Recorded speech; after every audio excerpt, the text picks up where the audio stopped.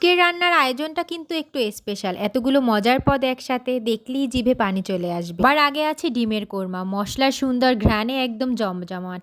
এরপরে আছে সুগন্ধি পোলাও, পোলাওয়ের সাথে আছে মজাদার মাংসের কাবাব, নরম এবং মশলাদার কাবাবটা পোলাওয়ের সাথে খেতে কিন্তু দারুণ লাগে। আর আজকের আয়োজনে একটু দেশি স্বাদও থাকছে। আর কিন্তু গরুর মাংস থাকছে পোলাওর সাথে। গরুর মাংস দিয়ে পোলাও খেতে কিন্তু খুবই ভালো লাগে। আছে শাপলা চিংড়ি মাছের সবজি।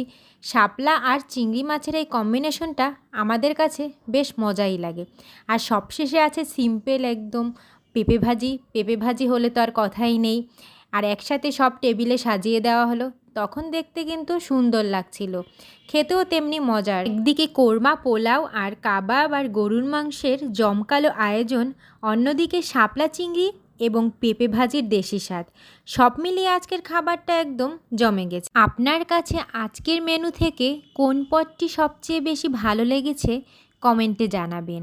আর ভিডিও ভালো লাগলে শেয়ার করবেন এবং এমন ঘরোয়া রান্নার ভিডিও পেতে ফলো করে সঙ্গে থাকবেন।